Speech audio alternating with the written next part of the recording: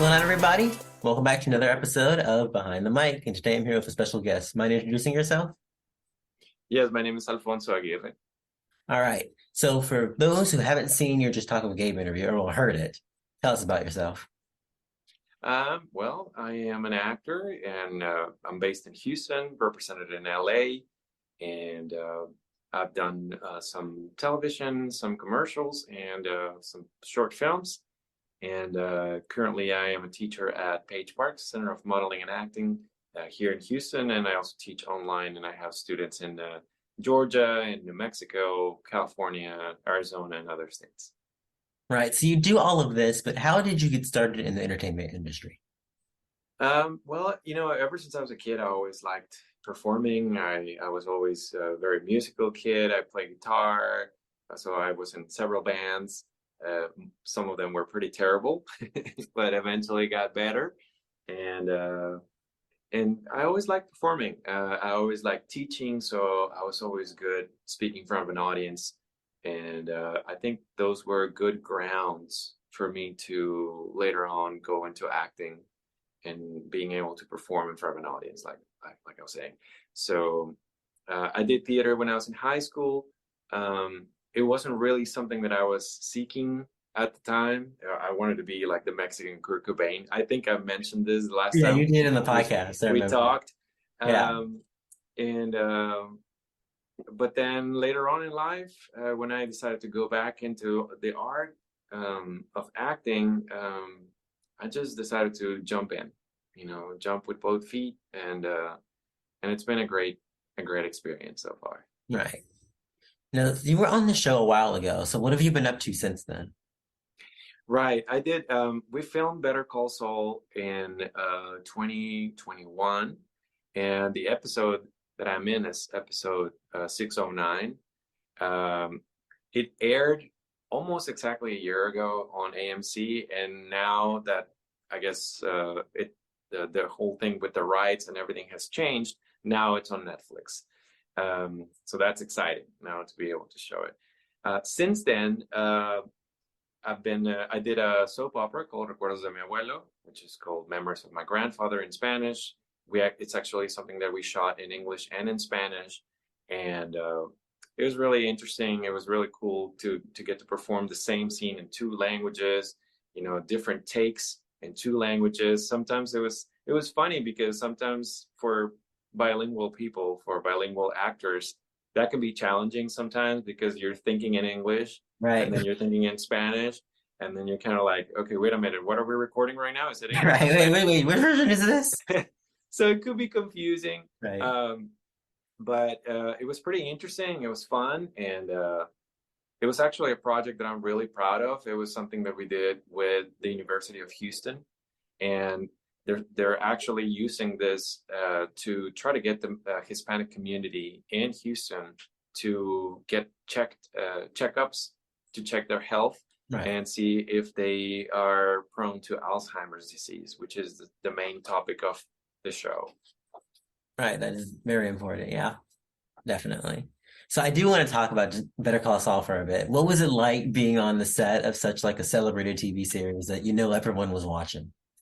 It was a great experience. Well, I mean, I love this show, and when I was able to, when I knew that I booked it and I knew that I was going to do a scene with Giancarlo Esposito, I freaked out. My, Right. yeah, my wife loves him. She had a crush on him growing up, and she had watched all of his films. And when I told her, I'm like, "Hey, we signed an NDA. I can't say anything yet." And she was like so excited. Maybe I shouldn't have told her, but I did. Right. You And told her so anyway. she was like, "Wow, my husband and my crush on the same scene." It was kind of funny. Um, and it was really truly an honor to meet him and work with him. He gave me a lot of advice. I got to spend, we were 12 hours on set for the scene that we did, and during our breaks, he was always very kind with his time, and I asked for some advice, and he was contrary to his character. Gus Fring, who is like ruthless and evil, right? He's actually the sweetest guy. So it was a great experience. That's pretty cool, definitely. Yeah. So, of all your projects, which would you say is your favorite? Well, obviously, Better Call Saul was a really good one because of the magnitude of the show. I mean, just to be considered for it, I auditioned for it 4 times for 4 different characters. Wow. And every time you have an audition, um, they're considering for this for a certain character. And even if you don't get it, when they call you again, that means they liked something, right? They like you, right? So they want to see you again. So the fact that they kept calling me was very special. I was like, oh my gosh, even if I don't book it, I'm just excited to be considered, right? Right. And but I would say my favorite, Better Call Saul is going to be always in my heart, but my favorite was that soap opera that I was saying, Recuerdos de mi Mhm. abuelo. I got to actually do something for the community. I got to do something in which art is actually benefiting a group of people and just trying to encourage people to get their health better or get it in check and see what they can do so they can better their lives. I think that's the work that that has a meaning, Right. because it actually does something for the community, for society. Um, Better Call Saul is a very popular show. It's a great story, but this little soap opera that we made was just something that I feel helps people, and for me, that's a big thing. Right. Right. Now, speaking of helping people, you also mentioned earlier that you were an acting coach. So I hate to put you on the spot, but I'm gonna ask this anyway. Like, what is your teaching style? Are you like strict? Are you laid back? Like, what do you do? That's a great question. Um, it depends on the student, right? If it's definitely if it's a beginner student or if it's a if they're young students, obviously you always try to always be encouraging, and it's always have to be encouraging. It always has to be encouraging because actors are always nervous. They always want to be they want to be perfect, and I always tell them you can't be perfect because people aren't perfect. And when we're actors, we're trying to emulate what people do, and people are not perfect. So you're not supposed to be perfect, right? Right. There's so much pressure that we put on ourselves as actors that is not needed. And it just makes things worse, right? So I always try to keep a positive environment. I always try to make sure that I'm encouraging. But obviously, if I have a student that has a lot more training, they're a little bit more advanced, I will push them.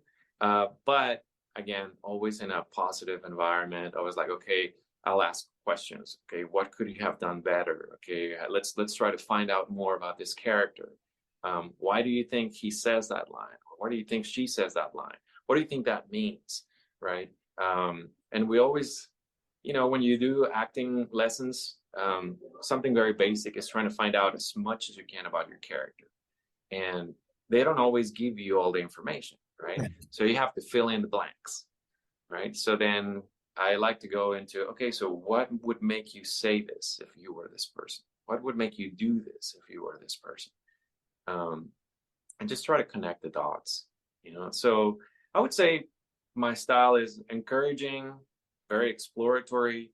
I don't like to label it a certain style. I think it's a mixture of many things. um, but for me, my main goal is always, okay, does it look real? Does it look like, is it realistic? Can I believe this person when they say that their father has Alzheimer's and it's affecting, their life? Can I believe that,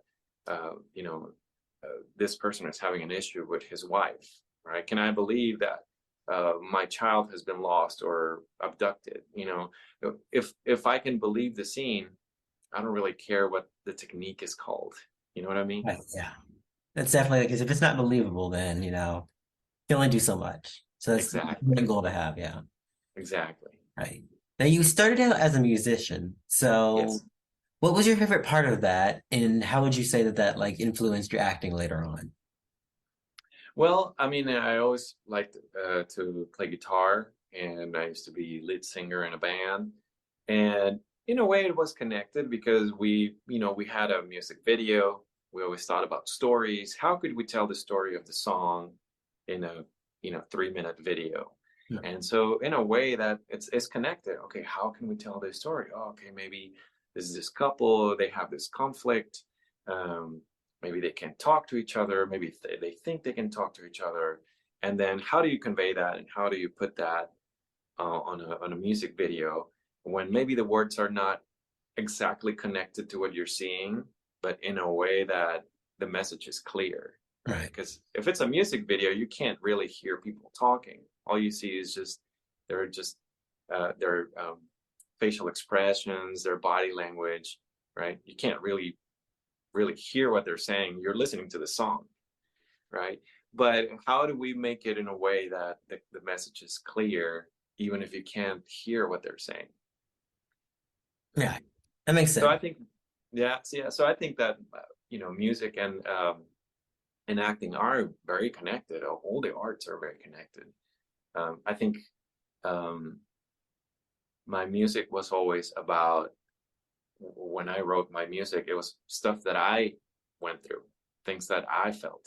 If I broke up with a girlfriend, if I had an issue with my parents, or whatever it was, I didn't write just for sake of writing anything. I was writing because it was something I felt, something that happened to me, if that makes sense. Yeah, it makes And sense. so I think it's the same thing with acting. You have to use your real emotions. If you get a script, if I get a script and I'm supposed to be, I don't know, a serial killer, right? It's very easy for me to judge the character because I know that killing is bad. Right. But in the mind of a serial killer, whatever they're doing makes sense, right? Or whatever they're thinking makes sense to them, even if to the rest of us it doesn't, right? Right. So I would try to find, okay, why would it make sense? Why would I say this? Why would I do this? Why would a person do this? Again, there's always the finding the motivation, finding the reason why people say what they say and do what they do. Right. This If that actually makes leads sense. into my next question. If you Yes. could write any story, like direct it, produce it, all that, what would it be about? I think I've actually written a couple of short films Right. that are on my that they're resting on one of my drawers on my desk. But I've written comedy. I've written some detective stuff. I've written um, drama, and they're all different. I think what I like most about any story is the way that all the characters are interconnected, how they interact. Um, a cinematographer will care about the film looking beautiful, the colors looking beautiful, the shots looking beautiful, right? As a writer, what you care about is that the story is important. If you don't have a story, then if the story is not strong, then the film is going to fail, even if Right. it's beautifully shot, right? Right. Um, I'm not sure when I'm going to make my next writing assignment, but I like discovering things. If you would, like, I've written monologues, for example, and and I like the fact that sometimes the idea can start in one way and then finish in a very different way, or you start discovering things along the way. Right. I think that's definitely the funnest part about writing in general, I'd say. Now, Yeah, as actors, we travel a lot for work, but if you could go anywhere in the world, where would it be? that's a good question. If I could live anywhere in the world, I like living here. I think I would like to live more in a more rural Texas area. I like Austin, I like Houston, but maybe a place that's a little bit more out of the city. Just where life is a little bit slower. Right. We're always rushing. We're always. I just came back from Mexico, being there a couple of. I was there for a week visiting family, and I was just so surprised how slow things were for me while I was there. And the first couple of days, I felt guilty. I'm like, oh my gosh, I'm not being productive. How can I be getting up at 8 in the morning when I'm in the States? I'm already up at 6, you know. Right. Um, I think we're conditioned to always be productive and always be doing things and always try to be busy. And when we're busy, time goes fast, but we're also taking that for granted, taking that time for granted. You know, I'm busy, busy, busy doing everything. Oh my gosh, it's Friday again. Oh my gosh, it's Monday again. And where did time go? When that happens, it's like, okay, well, all this time happened and you didn't get to enjoy it. Right. So I think I would like, if I were to move somewhere else, it would be a quieter place, a place where it's more calm, maybe in front of a lake, something something more relaxing. I can get behind that, definitely. Yeah. So, what is your favorite food of all time? My favorite food of all time. I'm gonna have to go with Mexican food. Okay. Yeah, that's where I grew up. That's where I was born and raised. And when I moved to the States, even though I live in Texas, and there are some good Mexican food places, it's not the same. Not the same. Oh, I yeah, love tacos, so just any kind yeah, of tacos, doesn't matter where it's from, I'll eat yeah, it. yeah. I was just there in Mexico, and I was like, oh my gosh, it's not the same. I'll keep saying it, it's not the same. But there are some good places here. And I used to live in Laredo, Texas, which is right on the border. Mhm. And that place had a lot of good, hole in the wall kind of restaurants that were really good. All right. I'll definitely check them out one day. Yeah, shout out to 956. My final question, what's next for you? Next for me, I've been auditioning for a couple of SAG projects, a couple of SAG films. Um, it's a very pleasant surprise to see that there have been more film projects here in Houston, and there's SAG projects with bigger budgets, and that's exciting. It's exciting to see that those kinds of projects are coming to Texas, because it's traditionally you have to go to New Mexico, you have to go to LA, you have to go to Louisiana for a film, and there's been a small influx of things coming over here, so that's great. I've had a couple of auditions for stuff like that. I've auditioned for a couple of guest star roles on TV in New Mexico, crossing our fingers, and commercials and smaller projects as well. So we just keep working, keep trying, keep auditioning, and keep the faith. Right. Well, good luck with everything. Thank you for joining us today. Thank you so much for your time, Gabe, and thanks again for the invitation. As always, great talking to you. Great talking with you as well.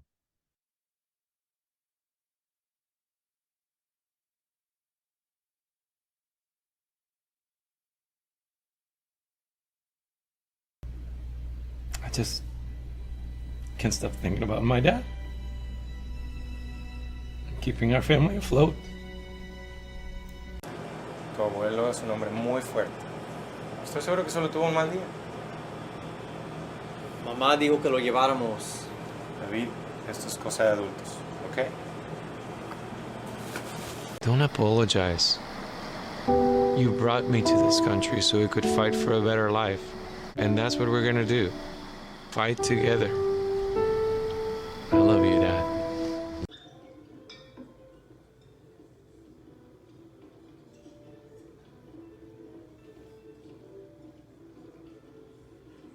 Thank you for coming clean. Nobody's getting kicked off the team. Apologies accepted. It's all right. Right, Mike? Yeah, I guess. But boys promise to never do something like this again. In other news, the real estate mogul Henry Peterson is now facing charges for having allegedly drugged and assaulted Miss Katie Lee. This is John Rodriguez reporting live downtown.